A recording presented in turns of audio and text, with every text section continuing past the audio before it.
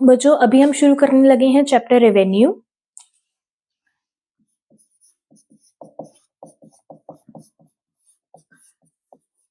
Chapter शुरू करने से पहले रेवेन्यू होता क्या है? रेवेन्यू का मतलब प्रॉफिट नहीं होता। रेवेन्यू होता है जितना हमने चीजें बेची उससे जो हमने पैसा कमाया कॉस्ट कटिंग करने से पहले। तो अल्टीमेटली अगर मैंने 120 रुपए की चीजें सेल की, चाहे चाहे मेरी कॉस्ट 100 रुपए आई हो, जो ये 120 रुपए हैं ये मेरा रेवेन्यू होगा। जो इन दोनों में डिफरेंस है वो मेरा प्रॉफिट होगा। दोनों में फर्क पता लगा? रेवेन्यू वो अमाउंट होती है जो चीजें बेचने से हमारे हाथ में है कॉस्ट कटिंग से पहले। अभी प्रॉफिट नहीं देख रहे हैं, जितना हमने बेचा और कमाया that's it. Ultimately selling cost, जो हमने सेलिंग कॉस्ट की, बेचने पे जो हमारे हाथ में पैसा आया उसे हम रेवेन्यू बोलते हैं। तो रेवेन्यू की डेफिनेशन पे जाते हैं। Revenue refers to the income और amount received by the firm from the sale of given quantity of commodity. It is directly related to sale, that is sale increases, revenue increases. तो जितना हमारी cell बढ़ेगी उतना हमारा revenue बढ़ेगा। Ultimately ये sale price होता है, जितना हमने बेचा, कितने में बेचा और कितना हमने उससे पैसे इकट्ठे किए। तो अगर मैं इन जनरल लिखूं, क्या हम रेवेन्यू क्यों लिख सकते हैं कि जितनी मेरी कॉस्ट है अगर मैंने उसमें प्रॉफिट को ऐड कर दिया तो वो मेरा रेवेन्यू बन गया। या फिर अगर इसी में से ही प्रॉफिट निकालना है, प्रॉफिट मेरा क्या हो गया, इन दोनों में गैप। तो डेफिनेशन के नीचे ये फॉर्मूला लिख देना, revenue is equal to cost plus profit, या profit equal to revenue minus cost. अब हम चाहते हैं इसकी डेफिनेशन में, एक्सप्लेनेशन एंड डेफिनेशन में फर्क ये होता है। एक्सप्लेनेशन हम अपनी लैंग्वेज में लिखते हैं, वेयर एज डेफिनेशन किसी ना किसी इकोनॉमिस्ट ने दी होती है। तो इसकी जो डेफिनेशन है वो डूली ने दी है, ठीक है। तो इसकी डेफिनेशन है, the revenue of the firm is its sale receipts or money receipts from sale of the product. ठीक, आगे हमने करने हैं इसके टाइप्स वही जो हमने प्रोडक्शन में भी किया है, वही जो हमने यूटिलिटी में भी किया है। हमारे पास 3 ही टाइप्स है हर चीज में, कॉस्ट में भी किया है। क्या टाइप्स हैं? TR, MR, AR. टीआर मतलब total revenue,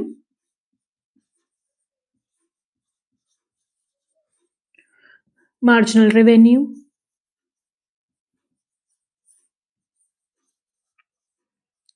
additional revenue, average revenue.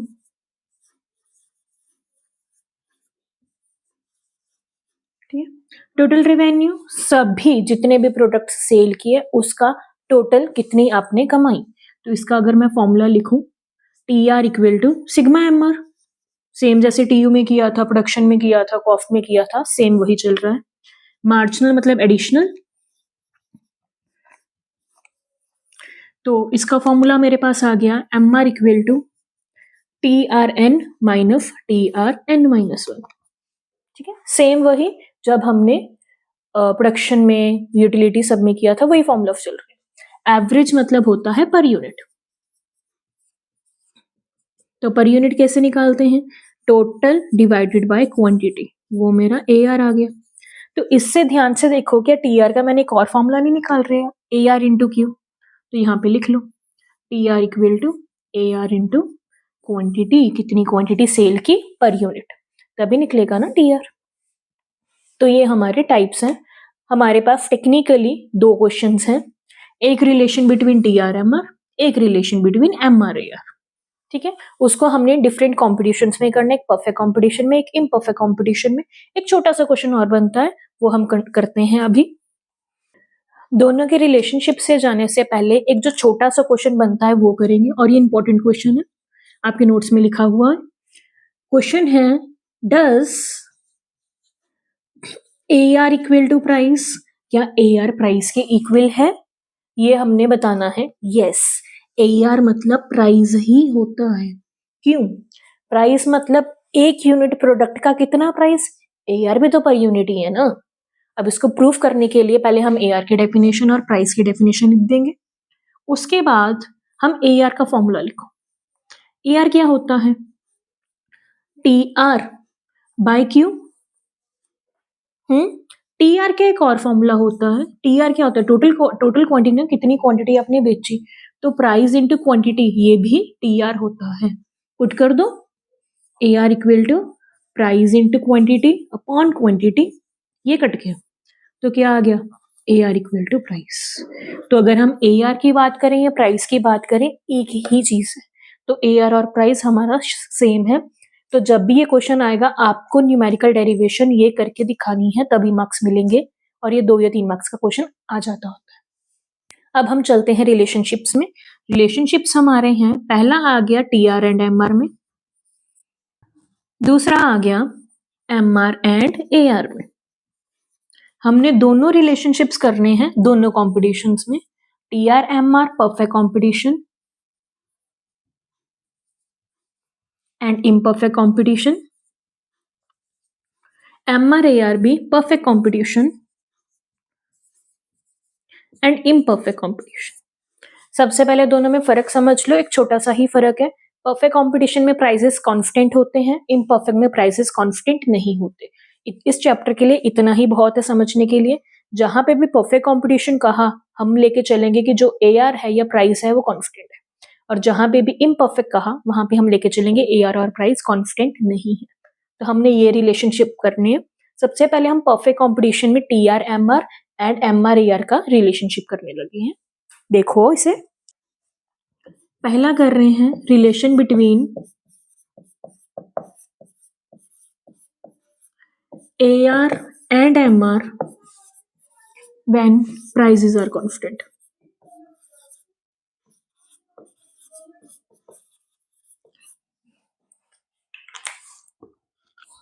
ठीक है, अब देखो सभी में हमने तो वही 2-3 चीजें करनी है। सबसे पहले डेफिनेशन, AR क्या होता है, MR क्या होता है। अगला हमने बनाना है इसमें टेबल, डायग्राम एंड इनकी एक्सप्लेनेशन। बस जितने भी स्टेप्स हैं, सिर्फ ये स्टेप्स में हमारा टॉपिक खत्म हो जाएगा। 6 स्टेप्स नहीं है इसमें, एजम्पशंस नहीं होती इसमें, कंक्लूजन नहीं होता। डेफिनेशन क्या लिखेंगे, पहले AR की definition, AR is the price per unit. AR और प्राइस सेम होते हैं, MR मतलब एडिशनल, और साथ में दोनों के फॉर्मूलास लिख देंगे। टेबल पे आ जाओ, सबसे पहले आगे क्वांटिटीज, फिर आ गया AR, AR के थ्रू हम TR निकालेंगे और TR के थ्रू हम MR निकालेंगे। देखो 2 3 4 5 6 7, AR प्राइस इज कांस्टेंट, और हमने अभी प्रूव किया AR और प्राइस सेम होते हैं, तो हम इसको कांस्टेंट लेके चलेंगे। TR निकालो, TR क्या होता है, जैसे हम CF निकालते हैं वैसे ही TR निकलता है। पहला वाला सेम, 10 + 10 20, 20 + 10 30, 40 50 60 70। और हमने जब MR किया था, MR क्या होता है, इनका गैप है ना, तो करो इनके गैप निकालो। पहला सेम, दूसरा का गैप 10, अगले का गैप 10, गैप 10 10 10 10। ध्यान से देखना, MR और AR इक्वल नहीं है, तो परफेक्ट कंपटीशन में जब प्राइसेस कांस्टेंट है, तब हमारा MR इक्वल टू AR होता है। ठीक है, बस इसी का डायग्राम बना देंगे। बनाओ डायग्राम, ये X axis, Y axis, origin, quantity, MR and AR। Plot करना, प्लॉट कर लो, 1 unit, 2 unit, 3 unit, 4 unit, 5 unit, 6 unit, 7 unit, 10 20 30 40। तो ध्यान से देखो, 1 पे भी 10, 2 पे भी 10, 3 पे भी 10, 4 पे भी 10, 5 पे 10, 6 पे 10। तो अल्टीमेटली ये मेरी एक बिल्कुल हॉरिजॉन्टल स्ट्रेट लाइन बन गई parallel to X axis, MR equal to AR। यही मेरा इसका डायग्राम है। ठीक है, इसके एक्सप्लेनेशन में क्या लिखेंगे वो सुन लो। In the above diagram and schedule, prices are constant at all the levels of output and it is equal to MR. It is only possible under perfect competition. A firm can sell any quantity of output at same price if the result MR equal to AR. ठीक है? अच्छा, अगर मैं demand में जाऊं तो ये curve क्या शो करती है? हमें परफेक्टली इलास्टिक नहीं कर्व शो करती. याद करो, हमारे पास ये डायग्राम था. ये क्या होता है? 0. ये होता है infinity. 1 less than 1 greater than 1. तो ये परफेक्टली इनइलास्टिक और ये स्ट्रेट लाइन जो पैरेलल टू एक्स एक्सिस होती है सेम है. तो इस पे डिमांड मेरा परफेक्टली इलास्टिक है. समझ आया? चलो, अब हम सेम कर रहे हैं relation between T R and M R जब प्राइसेस कांस्टेंट है. डेफिनेशन अब इसमें क्या आ जाएगा? टी आर की डेफिनेशन, एम आर की डेफिनेशन. टेबल बिल्कुल सेम टेबल, कोई चेंज नहीं. डायग्राम बना देती हैं, फिर एक्सप्लेनेशन. ध्यान से देखो टी आर एम आर ना. अब हम डायग्राम बनाएंगे इन दोनों का, टी आर का और एम आर का. देखो डायग्राम बनाओ. डायग्राम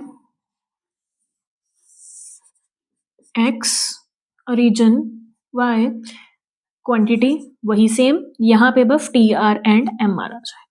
अब इसके दो डायग्राम्स भी बना सकते हो, सिंगल में भी बना सकती हो क्योंकि ये इजी वाला है. ठीक है, ध्यान से देखो. ये रहा एम आर. अगर मैं 0 क्वांटिटी लेती तो वहां पे टी आर 0 हो जाना था क्योंकि प्राइस इंटू क्वांटिटी होता है ना. 0 क्वांटिटी पे टी आर 0. पहली क्वांटिटी पे जहां पे पहला है वहां पे ये 10 यहीं पे आ गया. इधर 20, 30, 40. तो टेक्निकली टी आर मेरा ये बन गया.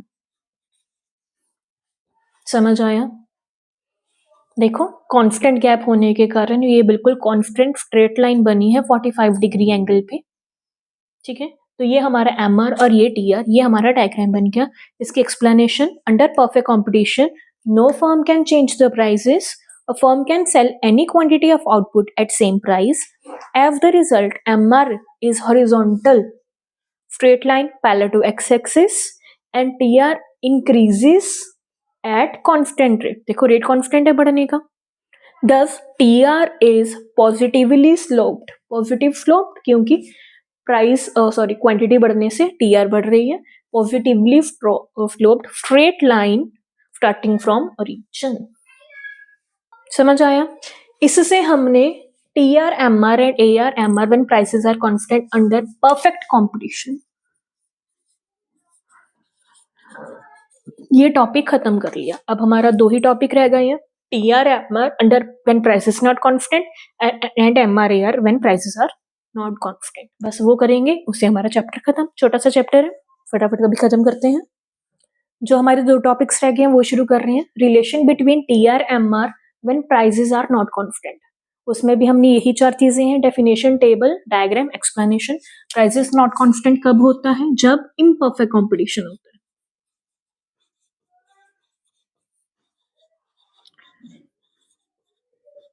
इम्परफेक्ट कंपटीशन 2 टाइप्स होते हैं.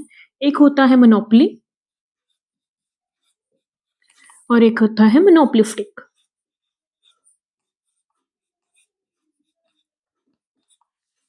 डायग्राम दोनों में सेम रहेंगे. जो थोड़ा सा डिफरेंस है जब ओवरऑल समरी दूंगी उसमें मैं आपको बता दूंगी. ठीक है, चलो चल रहे हैं. डेफिनेशन वही जो हमने पहले लिखी है. T R sum of all the units. M R additional unit पे बेचने में जो हमें रेवेन्यू मिला वो साथ में हम फॉर्मूला लिख देंगे. टेबल पे आते हैं.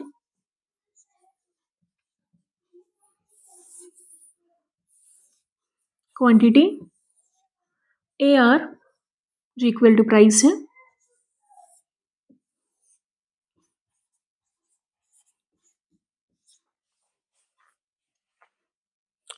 प्राइस, अब देखो ध्यान से देखो, अगर मैंने रेवेन्यू बढ़ाना है, अगर मैंने सेल्स बढ़ानी है तो मुझे प्राइस कम करना पड़ेगा क्योंकि अगर मैं प्राइस कम नहीं करूंगी तो मेरी सेल नहीं होगी. जितना कम प्राइस उतनी ज्यादा डिमांड उतनी ज्यादा सेल्स.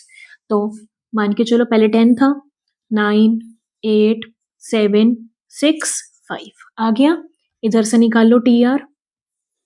प्राइस इंटू क्वांटिटी, पहला आ गया 10, 18, 8 3 24, 7 4s are 28, 30, 30, एक और ले लो, और कम कर दिया 28। तो ध्यान से देखो, टी आर पहले बढ़ा, एक टाइम पे कांस्टेंट, फिर डिक्रीज। एम आर बना दो, लो एडिशनल, पहला 10 एज इट इज ही रहा, दूसरा आ गया 8 का गैप, 6 का गैप, 4 का गैप, 2 का गैप, 0 -2।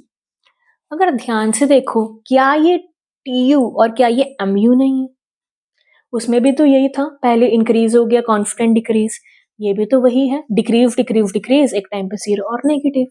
तो इसका अगर ये टी यू एम यू बिल्कुल सेम बिहेव कर रहा है तो इसका डायग्राम भी सेम बनेगा। चलो बना दें। अब हमें पता है इसमें हमेशा डायग्राम्स 2 बनते हैं। पहले वाले डायग्राम में हमने जब कांस्टेंट किया था उसमें हम सिंगल बना दिया था, लेकिन आप 2 भी बना सकते हो। ऊपर हमेशा टी आर, नीचे हमेशा एम आर, और एक थोड़ा सा नीचे क्योंकि हमें नेगेटिव भी चाहिए। तो टी आर हो रहा है पहले इंक्रीज, एक टाइम पे कांस्टेंट डिक्रीज, जहां पे ये मैक्सिमम है वहां पे एम आर 0, यहाँ पे M R positive, M R 0 point of satiety, M R negative, T R increasing, T R maximum, T R decreasing. Same, बिल्कुल सेम वही टी यू एम यू वाला। तो बनाए इसके एक्सप्लेनेशन भी सेम वही रहेगी जो हमने टी यू एम यू में की थी। तो इसके एक्सप्लेनेशन देखो, नोट्स में से देख लो। From the above table and diagram, prices are different at all different levels, सभी लेवल्स पे प्राइसेस डिफरेंट है। It is under monopoly and monopolistic competition. To increase the firm revenue, producer has to decrease the prices. Thus, MR decreases. As long as MR is positive, TR increases at diminishing rate. When MR is 0, TR is maximum. And when MR is negative, TR starts decreasing. बस यही relation है, यही explanation है, ये topic भी खत्म। Last रह गया हमारा relation between MR and AR। Relation में ए आर का definition plus formula, M R definition plus formula, table बिल्कुल सेम रहेगा, टेबल में कोई चेंज नहीं आएगा क्योंकि यहाँ पे ए आर भी बना है हमारा, एम आर भी बना हुआ है, देखो। ठीक है, अब बनाओ डायग्राम।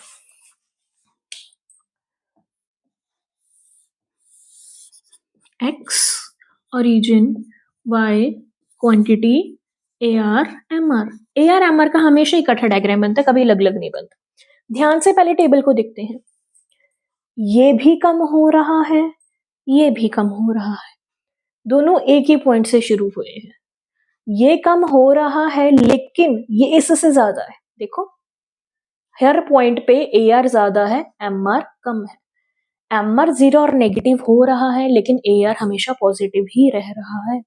बस इसके अकॉर्डिंग प्लॉट कर लो। बाकी एक और चीज अगर आपको याद हो, बताई थी मैंने, मैड इज बैड,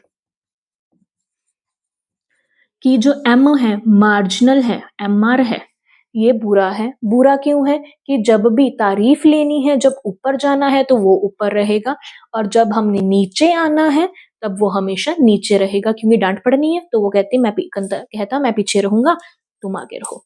तो बनाओ, ये पड़ा एम आर सेम जो हमने पिछले में किया। अब नीचे जा रहे हैं तो एम आर नीचे रहेगा, ए आर ऊपर रहेगा। तो ये रहा मेरा ए आर, क्योंकि ये नेगेटिव नहीं हो सकता, हम इसे क्रॉस नहीं करेंगे। ये हमारा स्टार्टिंग पॉइंट। तो यहाँ पे M R positive, M R 0, M R negative और ए आर पॉजिटिव। ठीक है, बस इसी को हम एक्सप्लेन कर देंगे। एक्सप्लेनेशन सुनो। Firm increases revenue by decreasing prices, thus both M R and A R falls. ध्यान से देखो, एम आर ए आर दोनों फॉल कर रहे हैं। M R and A R both downward sloping from left to right, दोनों ही downward sloping है, लेफ्ट से राइट पे। M R curve is steeper and lower than A R, M R curve A R से steeper है और उससे नीचे है।